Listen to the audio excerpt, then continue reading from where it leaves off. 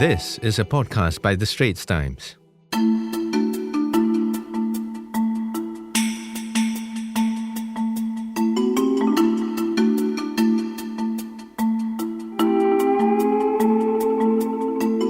Children are our future.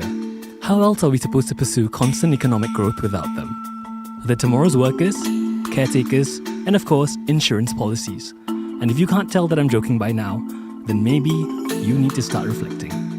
I'm Aqil Hamzah, a journalist with the Straits Times, and you're listening to In Your Opinion, a podcast series by ST that takes a hard look at social and political issues of the day. And I'm Aqil's colleague, Sarah Koh, also a journalist for the Straits Times. From that intro, I think you can already guess where today's conversation is heading. Let's talk about having kids. I don't have any kids myself, or at least that's what I think.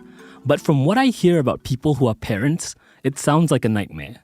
They make you lose sleep, they turn your lives completely upside down, and sometimes they even break your hearts. But having kids can also be a source of happiness, adding laughter and childlike wonder to a home.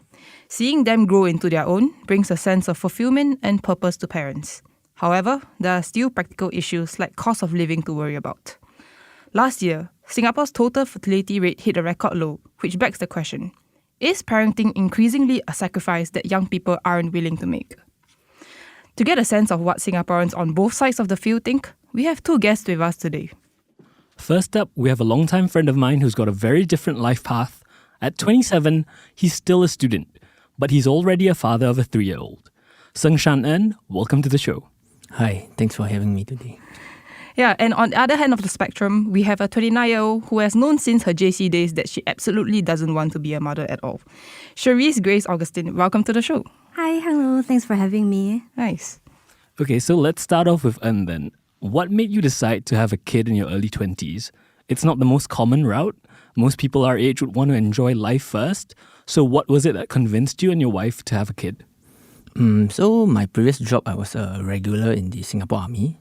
Yeah, so I considered it as a stable income, a stable job and stuff like that. So my wife and I, after doing some family planning, we thought it's better to have a kid while we are young rather than, have one when we are older and don't have the physical strength or mental strength to deal with the kids. Yeah. So while we have a stable income and I think supportive parents, our parents are still quite young, I think in their 50s. So we thought, okay, it's better to have a grandchild there and then for them, before they get older. Yep. Okay, and Charisse, for yourself, when did you realize that you never wanted children? You said it was when you were in JC, right? And why don't you want children? Yes, yeah. So I already thought about not wanting to have children since I was 18. So like during JC days, growing up, my family has always been saying when you get married, when you have children. So it's kind of instilled in me that this is the path that I'm supposed to take. But, talking to friends along the way, and then I just realized that it's not a compulsory thing for me to have. It's more of like a choice that, and I can have that choice of not wanting to have children. And the reason why I didn't want to have children is because I wanted my freedom in a sense where I can do whatever I want. Let's say, for example, travel, or let's say maybe just simple things like doing something like impromptu perhaps. Maybe, for example, like going out, something like that. The simple things. Yeah, the simple things. And then, of course, time as well. For children, you really require 100% of your time and your care for them. And I don't think I want to have that capacity. Yes. I actually relate to that because I myself don't really want to have kids. So, Shana, you mentioned that you chose to have kids young because you wanted to have the energy for them and everything. But don't you feel that you're making a lot of sacrifice on the end? Because, you see people our age at 27, late 20s, they're traveling the world, doing whatever they want. But at the end of the day, you always have to take care of your son. So, is that a trade-off? Do you consider that a trade-off or a sacrifice? For me, personally, I feel that because upon discussion with my wife early in our relationship, we knew that we wanted kids, we wanted a basketball team, football team. So So for us, it's like, okay, one of our marriage goals is like to have kids. Yeah, so I think it comes naturally to us, and we don't see like as a trade-off or what, even though like, when you scroll Instagram, you see people traveling everywhere, Greece and stuff. We were like, oh, why not? We can just take our kids there, have some fun together there as well. Actually, do you travel with your child as well? Not yet, because he has a very irritable stomach. So we haven't really traveled overseas yet with him. Yeah. Okay, but that is in the plan. Yeah, that's in the plan. Okay, I see. So wait, because you just now you said you wanted like a basketball team, football team, but like you're 27 lah. So how many more kids do you plan to have? My wife originally she wanted 4. Now I think she's stopping at 2 or 3. Yeah. Because I'm of a bigger frame. She's of a more petite frame. So, carrying my child, my genes is quite tough on her. It's quite tough on her. Okay. Yeah, I just wanted to ask, how much time and money do you spend on raising your child, Emmett? Like, money, I think it differs according to like, which hospital you go to, the gynae you choose and things like that. But I think it'll be worthwhile because when you see your kids growing up and as a parent, right, you feel very satisfied, because I think now Emmett's going to be 3 soon. Yeah, so he's I think now he's past that terrible 2, terrible 3 stage. So he really starts to learn how to, care for his mom when she's sick, sayang her a bit. I think those are those heartwarming moments they look at. Do you feel like you have lost like a bit of your personal time? Like maybe what do you have any interest in your free time? Do you like gaming or do you like playing sports? Do you feel like you have to sacrifice those things? Not really, because in the day when I'm at school, right, he's at the kindergarten. Yeah, so in the playgroup. Yeah, so it's only in the evening or at night when we pick him home. Then we get to spend time with him and play with him. Yeah. Other than that, during the day I'll be studying or even doing my personal stuff like I go to the gym and stuff like that. Yeah. So I think it is a little trade-off. Like weekends, you got to bring him out, got to plan all the activities to keep him engaged. Yeah, but I think as a parent, that is one of the considerations that we should have . Okay, then on a more practical standpoint, because cost of living is going up and everything. Yep. Yeah, and milk powder, the prices are crazy. It's crazy. How much is milk powder? If you go for the more high-end brands like Enfa milk, it's about 120 for per tin, I think. Okay. Yeah, but we usually get it like Shopee and stuff like that. So it's like a bundle, so it's cheaper. Oh. Yeah. Then one tin lasts you like how long? One tin lasts me about, I think, a month, 3 weeks to a month. Yeah, I think somewhere there. Okay, so like with all those costs and everything, like, and you yourself said you had a stable income as a regular, but now you're a student. So is that something that stresses you out? Yeah, but I think it's still manageable if like you have managed your savings well or manage your spendings well. It's still quite manageable. Yeah, because like to be honest I had ICT last week, so my friend was telling me, raising a child now. He showed me the Mothership article, $500,000 is needed. Then I told him that if you want to provide the best for your children and everything, I think you need like about $500,000. But at some areas you can cut the cost on some, like maybe some enrichment. You don't need to go for all the enrichment. Yeah. So. Typically a month, I think we spend about less than 2K, about there, less than 2K. Yeah. So it's about, I think, a range of about 1.3 to 1.6K, somewhere there. Yeah, but it peaks when on months we have to top up all the stuff like diapers and milk powder. Yeah, so we buy them in bulk. Yeah, so at certain months the expenditure will be higher. Okay, so Charisse, like you've heard all that, all those costs and everything, and on top of that, giving up some of your personal time to spend with your kid. So do you really think that it's not worth it at all? Because I mean, you do get heartwarming moments at a cost, but yeah, do you think it's worth it then in the end? Well, for me personally, in my opinion, I guess like it would be great to have like those heartwarming moments where you see your child grow up. Actually, I did think about it last time.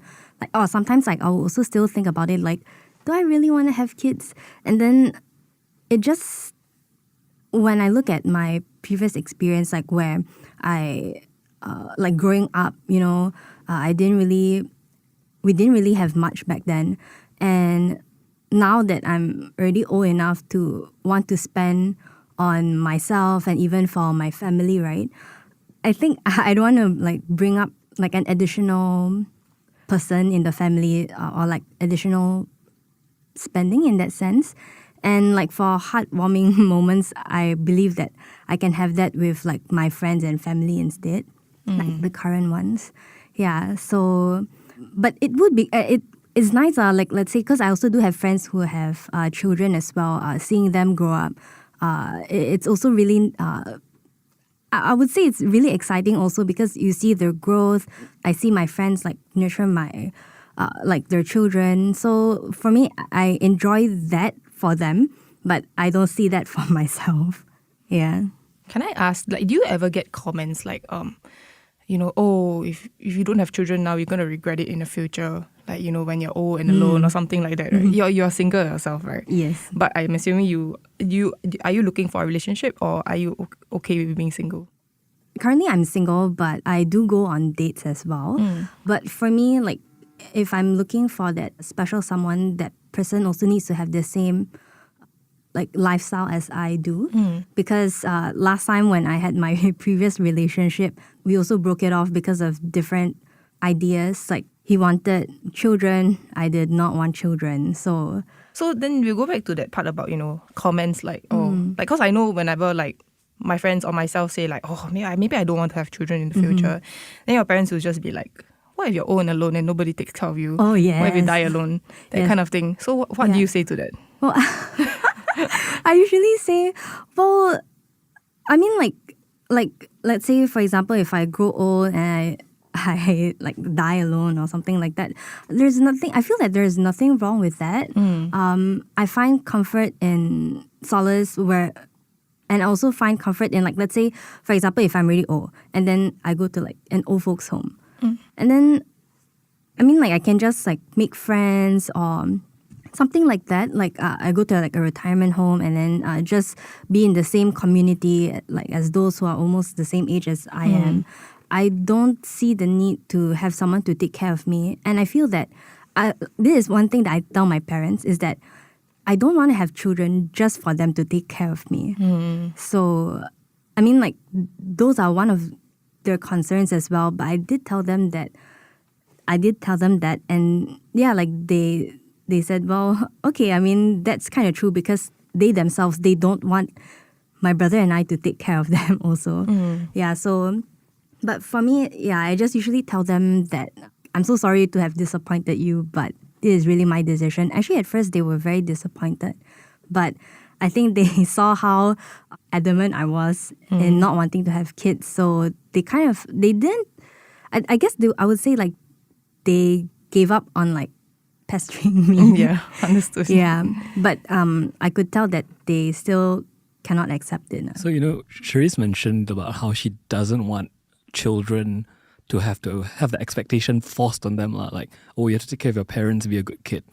So, Shannon, when you're discussing with your wife about having kids, besides like the joy of having kids, were there any practical considerations about actually having children? Yeah, so I just, give some of my comments to what Charisse said. I totally agree with her that, we shouldn't have kids just for the sake of, having someone, to be our caregiver, when we get old. So that is a no-no for me and my wife. You shouldn't have kids just for the sake of them, taking care of you when you turn old. Yeah, you shouldn't place the burden of caregiving onto them. Yeah, so I totally agree that, even for our son, Emmett, we don't wish for him like, okay, when we are old, okay, you should be there for us, don't send us to old folks home and stuff like that. Yeah, because now, out in the community now, there are a lot of like active aging centers and things like that. You see all the, some of the elderly, they dress even more fashionable than me and stuff like that. Yeah, so typically we shouldn't place the burden on, our incoming child or even the children that we already have. Yeah. So, hearing them, right, I think everybody, have their own concerns and wishes. Like what Serene said, she can have those heartwarming moments with others as well. Yeah, so in a relationship, I really think that the couple would really have to be on the same wavelength when discussing about such matters, about having a kid or not, or maybe, you could adopt or even have a pet per se. Yeah. And building on that, like, because, you talked about how you don't place these expectations on your kids, right? So I think that's a shift from parenting, like in the previous generation. Like our parents always keep telling us, when I grow old, don't send me to old folks home. You all don't love me, is it? That kind of thing. And I think that we're shifting away from the idea of parenthood. So for you yourself, right, Shannon, how are you raising Emmett up to be? I'm sort of like I don't know, more Western or Asian. I think I'm a mix, a fusion lah. So like when it comes to play, to explore, I take the more Montessori approach. I let him play, I let him get his hands dirty. Yeah, but when it comes to matters like discipline, being polite and things like that, I'm taking a more Asian parent approach, by enforcing some rules on him. Yeah, because I think that when they are young, right, it's the best time for them to absorb things. So your regular self comes out at home when you scold him. I tried once, I tried in school they teach him to study, to attention, right, when they sing the national anthem. I tried that once at home. He did that. He loved it. Yeah. But when I'm scolding him, I don't do that lah. When I'm scolding him or reprimanding him, maybe just get him to focus to what we are trying to the message that we're trying to convey to him lah. Yeah. Actually, I got a question. Like, because like some parents, they don't believe in like sparing the rod. Like, so for yourself, like, I'm just curious. Okay. Oh, I have a rod at home. No, okay lah, rotan, thin one, but it's just for what they call it operant conditioning. So he look at it, right? Whenever I point to it, he's scared. I don't even need to take it down. I just point to it. Then he'll know that he's doing something wrong. Yeah. Then he after that, then I will tell him the rationale behind it. Yeah. Wow. Yeah. So I learned some tricks from there. But I think it's quite effective. It works. I'm just curious, I think the current senior minister, Lee Hsien Loong, I think earlier in the year, to celebrate the Dragon Year, he posted a call out, please have children, something like that on Facebook. When politicians encourage people to have children, does that sway you at all? Or does policy not concern you at all? Oh no, it doesn't concern me at all. Right. Yeah, so like I do have friends who are talking about that, and they say, "Hey, faster get married, yeah, and then you can have children." I'm like, no. So it doesn't bother you at all. Yeah. Okay, I see. Yes. Okay. Yeah. What would change your mind about not having children? Say if you had a future partner that you think is 100% my match and this is my soulmate, but he wants to have children, would that sway your mind at all? No.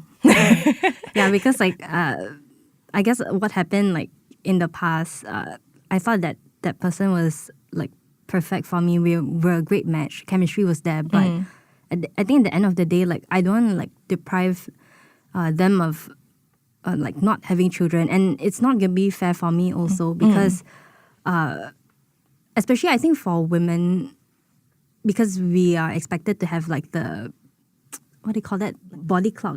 Oh yes, the biological body clock where the clock is ticking, so you must faster, especially at my age now, 29. So but for me is I don't really feel that I want children. Yes. So in that sense, with the partner, even if they're fantastic, I will still not. Yeah. So even nothing sways your mind. Yeah. Okay. Actually, just to bring up the part about women having so when couples are thinking of having children, sometimes there's more to think about for the woman's side, because there's this thing about the biological body clock. So for Shannon yourself, right, was that a concern when you guys were thinking about having children, you had to think about your wife's whether or not you guys still have children in the future? Yeah. Because my wife is okay, I cannot say this. She's rather frail. Yeah. Because then while we were discussing this, we also thought about if we're gonna have our second one, at which age should she have it? Yeah, because there may be some high risk, factors involved. So certainly this is one of the factors that we discussed while we were thinking of having maybe the second kid or the third kid and things like that. Yeah. So I mean, also not to pry into your personal life too much, but some women might feel that having children has a bigger impact on the woman than the man, because women are the one that carry the child in their body, and they might also play a bigger role in terms of raising the child and nurturing the child, even though society now things tend to try to be more equal between both parents. How do you feel about that? Do you think that maybe your wife still plays a bigger role in nurturing the child? Absolutely. I think as husband, or even as the male partner, in a relationship, we got to respect our female counterparts, because they are the one bearing the load, for 9 months, have to go gynae. So it's not up to us to say, I want to have a child, let's have it now. We will go through discussions with our partner and things like that. So the guy really has to respect whatever decision that the lady is making. Yeah. So for me, now I respect my wife, because she has to work, she has to be the sole breadwinner for the family and things like that. And also have to look after Emmett. So basically now we try to shoulder the load together. Yeah, if things are more labourers like the house chores and stuff, then I'll help her out with it. Yeah, while also looking after Emmett, and because Emmett has 3 years old, the energy level is very high. Yeah, so I'm the one responsible to expend all the energy of him. Yeah, before he becomes more calm. And he goes to his wife. To read storybooks before bed and things like that. Do you think that the responsibility of raising a child can ever be 50-50? I think it's for us, it's quite fluid. You can't really exactly put the 50% mark anywhere. There are moments where my child will want my wife more, and there are moments where my child will want me more. Yeah, so basically we're going to see when the other whether our partner or my wife is more fatigued or more tired, then that's where I will come in to do the rest of the stuff that in the household. Yeah, and similarly when I'm tired, from studying, from work, so that's where my wife will come in to help me out with it. Okay, so now we're talking about those big picture ideas and all that, but again, bringing us back to very practical matters. So the government's been giving a lot of money for people to have kids. Yeah. How much would be enough to convince you to have another one? Actually, even when we have Emma, right, we didn't think about the government, the premium or something like that, the baby bonus, right? Yes. Yeah. We didn't think about that. We just thought of expanding, using our savings first. Yeah, before that is an incentive. Yeah, so for us, we pumped all of that into my son's account, so he uses that for his education, for his healthcare and things like that. Yeah. So how much would be enough? Wait, how much did you get actually at first? How much I get? Do you remember? Can't remember. I think 6 to 9K. I can't remember. Per child. Yeah, because if I put in his bank account, I think I put in 3K, they'll times 2, so they'll give 6K, something like that. Yeah. I think about 6K. I think they give about 6K.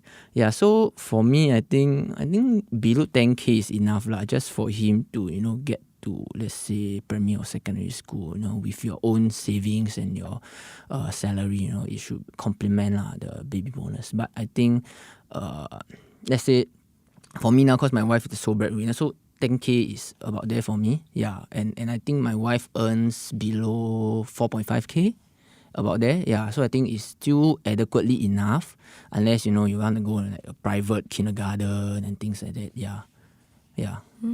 But we still using we went to a private kindergarten instead. Yeah. Yeah, because the class size is smaller there. Yeah, so my son learns better there. Yeah. And then Charisse, how about you? Is there an ideal amount that would convince you to change your mind? No. Oh, okay. Because it's not just about the money. It's also about your mental and emotional aspect as well, where whether you want to have kids or not. So of course, for me, even if you give me 1 million, also don't want. Yeah. Okay, there's a lot of principles. I think the government giving 50K, I would be like, you fold sign me up. immediately. Yeah, sign me up. You fold. No, I think you give up halfway. The pain and the morning torture is unbearable. It's unbearable. Really? Yeah, really. Actually, it's curious that we bring this topic about money up, because in South Korea, actually, in a bid to bolster birth rates, because they have a very low birth rate, I think lower than Singapore as well. So South Korea is considering a very generous incentive of 100 million won in cash per baby born. 100 million won is about the equivalent about $99,000 Sing dollars. So how do you guys feel about that? Was this, Charisse, you said, strong morals, you won't dissuade at all, but any thoughts on this cash incentive? I think if you're already thinking of, having a kid, then just go for it. There's a very nice incentive. But if you have a lot of, reasons, personal reasons to not have a kid, then I think, any amount of money, won't change your idea, because typically they're just giving you the incentive, but you're the one bearing the load of caregiving or of having the baby on yourself. So it still boils down to the to the person whether they want to have a kid or not. Okay. So $99,000. Do you think that is a sizable amount of money? That, especially for you, Shannon, do you think that amount changes things when raising a child? I think I think it does. Absolutely, it does. 99,000 Sing dollar, right? Definitely, yeah. You can send your child to like all the atas schools and atas enrichment classes. I think it can even send him to just go to a good primary school and things like that already lah. Yeah. Okay, but so it does make a difference, but in terms of like mindset, whether you want a child or not doesn't really sway lah. I think it differs from individual to individual, yeah. But definitely, if someone would be like Charisse, it would be very hard to change their mind, and it's similar to giving you money, to change your principles and things like that. It's very hard. Yeah, Charisse, I wanted to ask you a bit further because you always knew, but then is there something that sort of like triggered like your mindset, like why you don't want to have children? Well, not really. It's mostly just like I didn't like the societal expectations. And for me, it doesn't have to be like a big reason of why I don't want to have any children. Like I would feel that it's still just like a simple choice for me. And of course, like I did think about it. I did think about whether I want them or not. I weigh the pros and cons, and I sometimes do imagine myself having children. Sometimes like if I meet up my friends who have children and then like I hold their children's hand, like so cute. I see them grow up and then they will cry if I'm like going off already, that kind of thing. Yeah.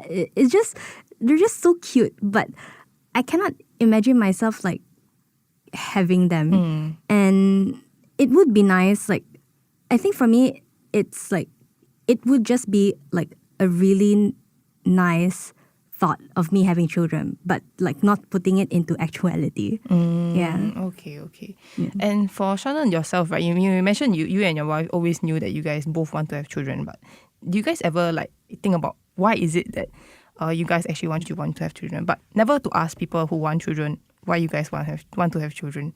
So is that something you can actually reason out in words? I think I can't articulate that, but I think if I think of it, it'll be because since young, right, I've been like quite good with kids. They always call me the child whisperer. Like I play with some kids, then they go, "Oh, Koko, don't go," and things like that. So I think it came naturally to me, to have like maybe 1 or 2 kids, for my family. Yeah. So upon discussion with my wife, that's when we know that we both want kids, and okay, let's do it lah. Yeah.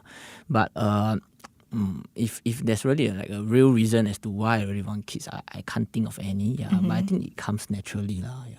Okay, so thank you so much both for sharing. I think at the end of the day, this conversation, it's really about how there's no right or wrong answer about this issue, It's what you want as an individual, but more importantly, it's also what your partner wants. Like, make sure to have that conversation, basically, and find a partner who's aligned with that. So I guess the advice to all young people out there is talk to your partners before you get a BTO, because I think it's very expensive if you break it off, right? I think. Yep, that you have to pay the entire deposit, right? Yeah. I heard of friends that, go through that path, like they break off. It's terribly expensive. I don't know, I wouldn't know lah. But anyway, so if you want to have kids, great, raise them, right? Break the cycle of intergenerational trauma, and if you don't, that's perfectly fine too lah. Just live lives, be happy. As long as we're happy, I think that's good enough. Yes. Even despite societal expectations, yeah. So yeah, well, that's a wrap for In Your Opinion. I'm Sarah Koh. And I'm Aqil Hamzah. If you resonate with the points raised, do share this podcast episode with your friends and family, or you can write into us with your thoughts on the issue. Yeah, if you'd like to read Aqil's or my articles and ST's opinion columns, there are links in our podcast show notes. Thank you for listening. Send your feedback to podcast@sph.com.sg. Find us on Apple Podcasts, Spotify, or within our Straits Times app. Thanks for listening.